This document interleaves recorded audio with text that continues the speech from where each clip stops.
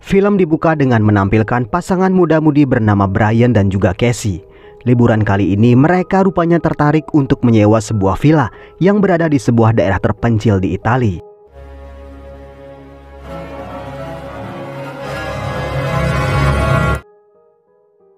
Singkat cerita, setelah mereka di Italia, seorang driver sempat membawa mereka ke sebuah bangunan tua.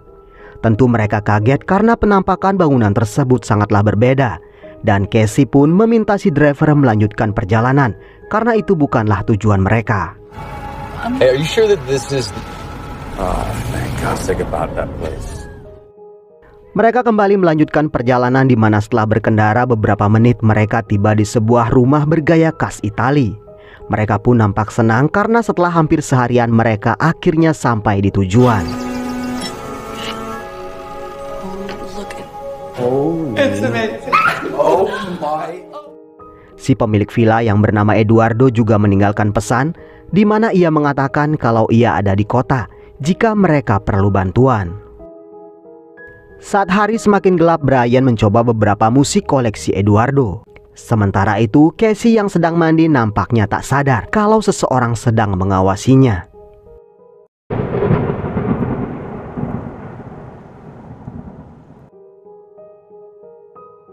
Setelah makan malam, mereka pun menghabiskan waktu dengan bersantai. Saat itulah Casey meminta agar Brian tak bermain ponsel dan benar-benar menikmati waktu mereka berdua. Ia pun meminta Brian menyembunyikan semua gadget untuk sementara waktu. Di saat Brian ingin mengambil ponsel Casey di atas, mantan Casey yang bernama Justin menelpon. Tentu hal itu benar-benar membuat Brian jengkel.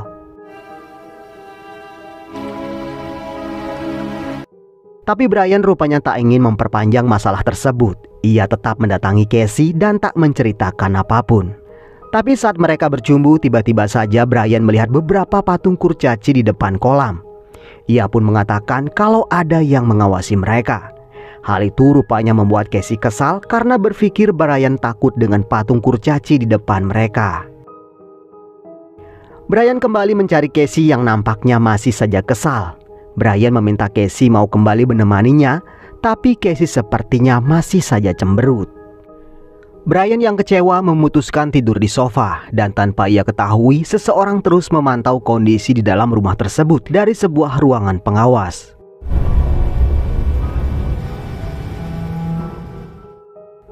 Keesokan harinya Casey meninggalkan Brian untuk berjoging keliling desa. Setelah cukup jauh melewati hutan, Casey kembali teringat akan pertengkarannya dengan Brian sebulan yang lalu. Pikiran Casey pun semakin kalut hingga tak sadar kakinya pun tersandung.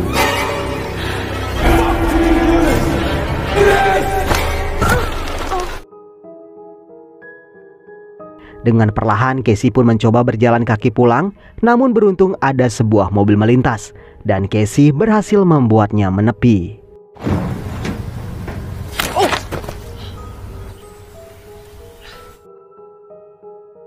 Seorang pria lokal kemudian turun dan menghampiri Casey.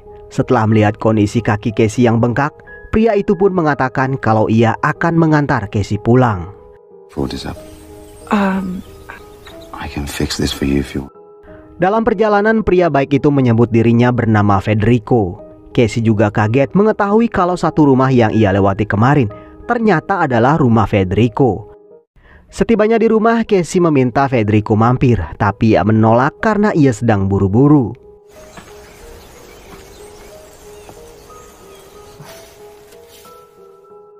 Beberapa saat kemudian Casey dikagetkan dengan kemunculan Federico.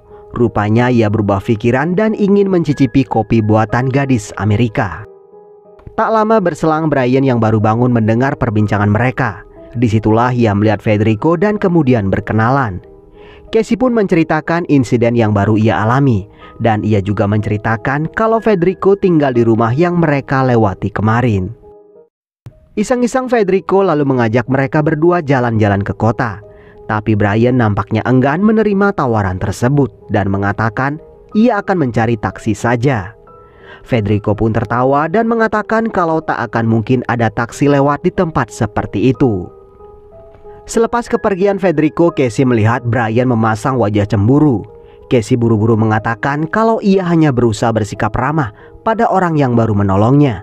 Tapi Brian berpesan ia harus tetap berhati-hati pada orang yang baru ia kenal. Saat Casey mandi, Brian nampaknya ingin memberikan sebuah cincin pada Casey. Tapi nampaknya setelah dipikir-pikir, Brian akhirnya mengurungkan niatnya.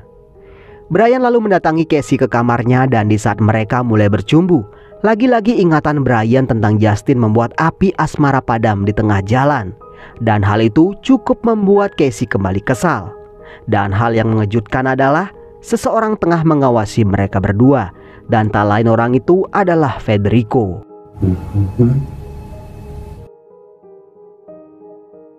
Keesokan harinya Brian akhirnya menerima tawaran Federico untuk berjalan-jalan ke kota. Mereka pun dibawa ke sebuah pasar tradisional yang berada di kota tersebut.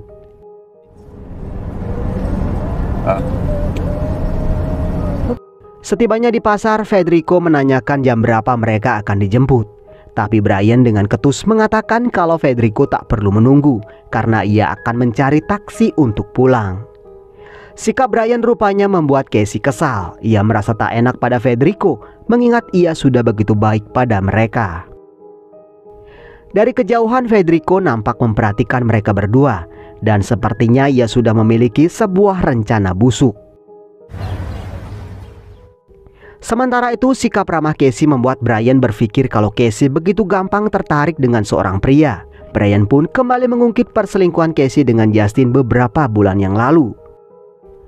Berkali-kali Casey mengatakan ia sudah tak berhubungan lagi dengan Justin. Ia juga sudah berusaha menghindar setiap Justin menelponnya.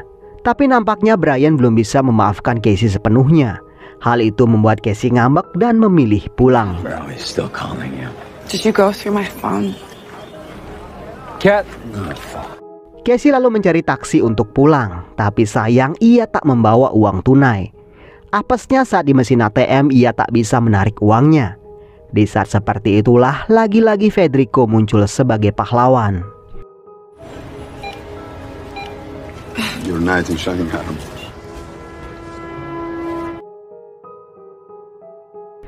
Beberapa saat kemudian Federico tak sengaja bertemu Brian di sebuah bar. Tentu saja Federico berpura-pura menanyakan di mana Casey. Hingga Brian pun terpaksa mengatakan kalau Casey sedang tak enak badan dan pulang lebih dulu. Sementara itu di rumah, Casey yang sendirian memutuskan untuk menghabiskan beberapa botol anggur koleksi Eduardo. Brian dan Federico pun akhirnya berbincang banyak, di mana Brian menceritakan kisah cintanya yang begitu rumit. Ia yang hanya seorang anak band merasa tersaingi oleh kehadiran seorang pria sukses bernama Justin. Brian mengatakan ia pernah memergoki Casey bermesra di mobil bersama Justin. Meskipun Casey berdalih ia dalam kondisi mabuk, tapi tetap saja hal itu begitu menyakitkan Brian. Dan kini sangat susah bagi Brian untuk mempercayai seorang Casey. I'm sorry to hear that. Melihat wajah suntuk Brian, Federico pun memanggil dua temannya yang bernama Sandra dan juga Bella. Ia pun memperkenalkan mereka dan meminta dua wanita itu membuat Brian melupakan Casey sesaat saja. So is he showing you a good time? Semakin lama Brian pun semakin tergoda dan dibuat mabuk oleh dua wanita tersebut. Kesempatan baik itu pun digunakan Federico untuk menemui Casey. Casey is all alone at the house, and I have the key. Setelah masuk ke dalam rumah, ia melihat Casey yang sudah tertidur. Tangan Federico mulai merayapi tubuh Casey dan sepertinya Casey terlalu mabuk dan tak sadar siapa yang bersamanya.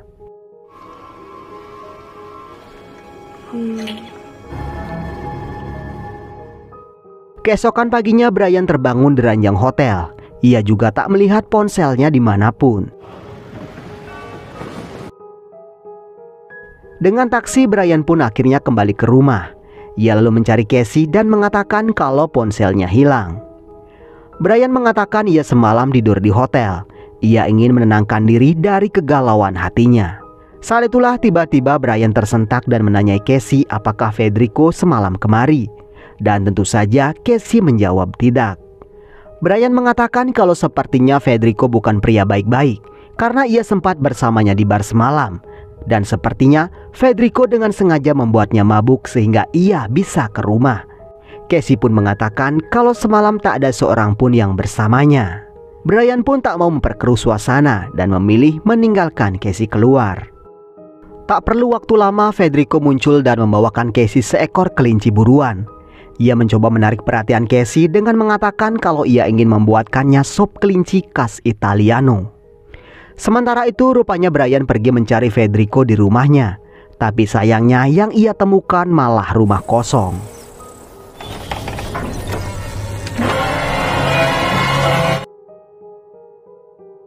Berpikir Federico menipunya, Brian segera kembali ke rumah. Dan ternyata Federico dan Casey sedang menunggu sop kelinci matang. Tak mau merusak suasana tersebut, Brian memilih diam dan menyapa Federico.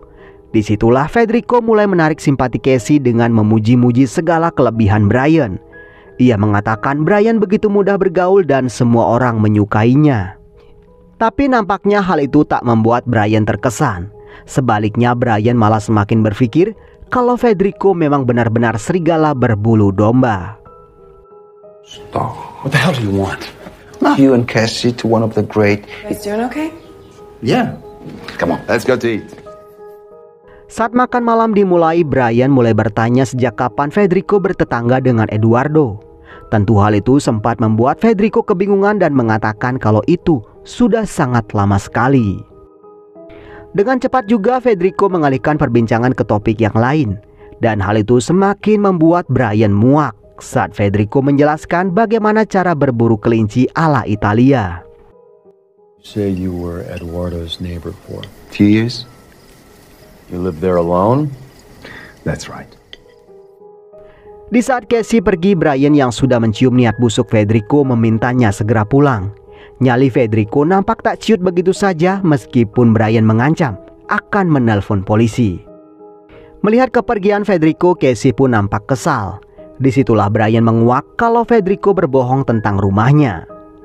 Brian mengatakan ia sudah pergi ke sana dan rumah itu hanyalah rumah kosong. He doesn't live in that house. That's where no one lives there.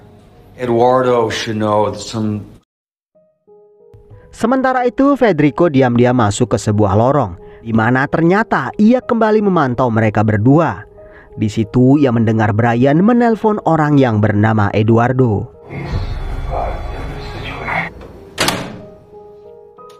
Beberapa saat kemudian Brian mengajak Casey berbincang. Disitulah Brian mengaku kalau semalam ia minum bersama dua wanita teman Federico. Brian mengatakan tak terjadi apa-apa semalam. Mereka wanita baik-baik dan menerima pertemanan Brian. Setelah saling mengakui kesalahan satu sama lain, Casey pun memohon agar mereka bisa melupakan semua kekacauan itu sebentar saja. Dan kemudian menikmati liburan kali ini seperti rencana sebelumnya. Di tempat berbeda, nampaknya Federico masih mengawasi mereka. Melihat Brian dan Casey mulai berdamai, darahnya pun semakin mendidih. I was with two. Thing happened. We gotta trust each other. Brian kemudian pergi ke gudang anggur dan mengambil beberapa untuk mereka nikmati. Akan tetapi, tiba-tiba pintu gudang tertutup dengan sendirinya. Cassie! Hey, Cassie! Sementara itu rupanya Casey sedang berhias. Setelah itu ia memakai penutup mata dan kemudian memanggil Brian ke dalam. Ready?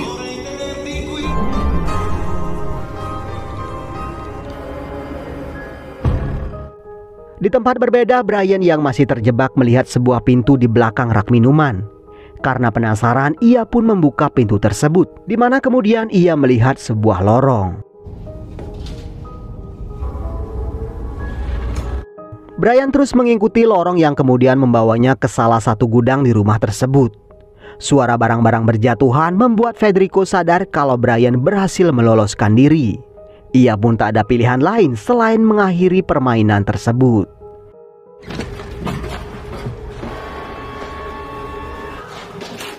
Setibanya di ruang utama, Brian melihat video rekaman Casey bersama Federico. Sementara di dalam, rupanya Federico sengaja meninggalkan ponsel Brian dan memasukkan sebuah video aksi panas Brian dengan Sandra dan juga Bella.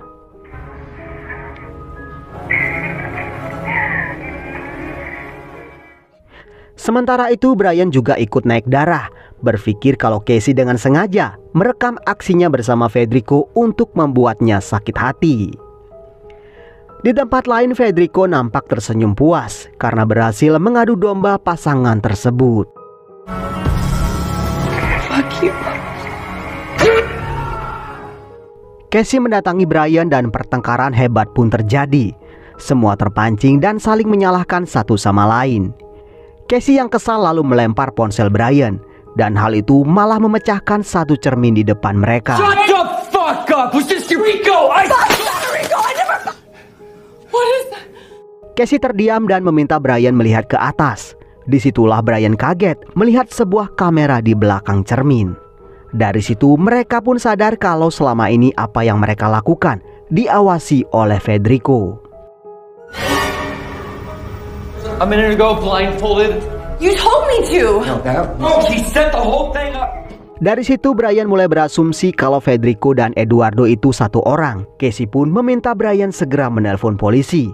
Tapi tepat di saat mereka ingin menelpon, Federico sudah berdiri di dekat mereka. We won't tell anybody about me. Brian mencoba menghindari perkelahian dan mengatakan kalau mereka akan segera angkat kaki. Ia juga berjanji tak akan menceritakan hal itu pada siapapun. No harm, no foul. I don't think this is possible. Brian pun langsung menyerang dan pergulatan pun tak terhindarkan. Melihat Brian tak berdaya, Casey pun mengambil tongkat dan memukul kepala Federico.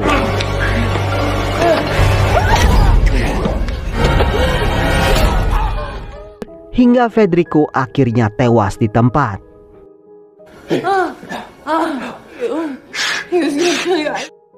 Tak lama kemudian seseorang nampak mendekati rumah. Sontak mereka berdua panik dan mulai menyembunyikan jasad Federico.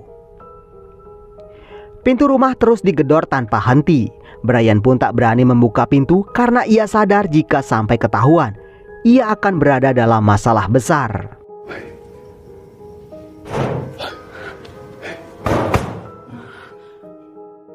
Karena pintu tak kunjung dibuka, tamu itu pun masuk dari pintu yang lain. Ia terus memanggil Brian dan Casey yang membuat Brian sadar kalau pria tersebut adalah Eduardo. Eduardo? Brian. Sadar Eduardo belum menyadari semua itu, Brian buru-buru mengatakan kalau kini situasinya sudah terkendali. Federico sudah pergi dan sepertinya ia tak akan datang lagi. Tapi Eduardo nampaknya mencium wajah kebohongan di wajah Brian. Tiba-tiba saja ia mengatakan kalau ia akan mengecek ke setiap ruangan untuk memastikan mereka dalam kondisi aman. Check the rest of the house. Sure, everything is secure. Casey pun mulai panik dan meminta Brian mengatakan apa yang terjadi pada Eduardo. Ia pasti mengerti karena mereka mencoba membela diri. Tapi Brian menolak tegas, bagaimanapun mereka akan tetap dianggap pembunuh. Brian pun menemukan satu jalan keluar, di mana saat ini yang perlu mereka lakukan adalah menghabisi Eduardo. Sementara itu Eduardo akhirnya sampai di ruang kontrol. Disitulah kemudian terungkap kalau sebetulnya Eduardo dan Federico adalah bersaudara.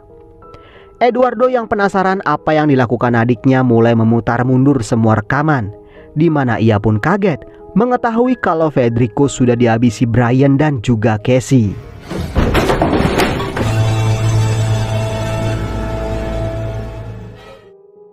Eduardo lalu menghampiri Casey dan menanyakan di mana Brian. Casey pun mengatakan kalau Brian sedang ke atas. Eduardo lalu menutupi satu kamera dengan jasnya dan memaksa Casey mengatakan apa yang barusan terjadi. Melihat Casey yang mulai terpojok, Brian mulai mendekati Eduardo, tapi sayangnya ia malah ketahuan. Just how you want it. Tak ada pilihan, Brian pun mengaku dan mengatakan kalau mereka hanya membela diri. Tapi tentu saja Eduardo tak mau mendengar alasan apapun.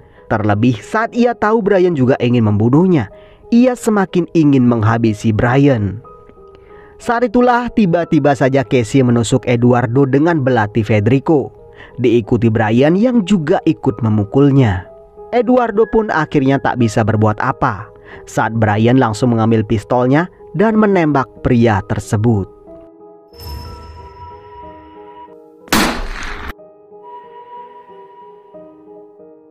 Setelah membereskan semua kekacauan itu, Brian menemukan ruangan rahasia Federico. Di situ juga ia melihat beberapa kaset yang diduga sebagai rekaman korban-korban Eduardo dan juga Federico. Dan setelah membakar semua barang bukti, mereka pun mengubur jasad Federico dan Eduardo di belakang rumah.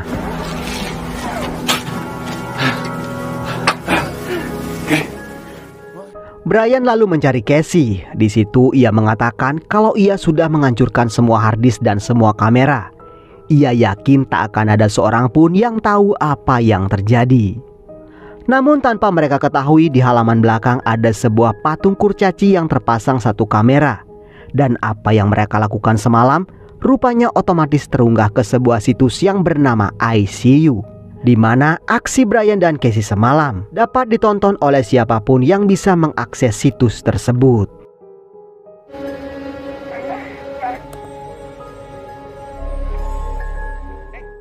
Dan film pun selesai.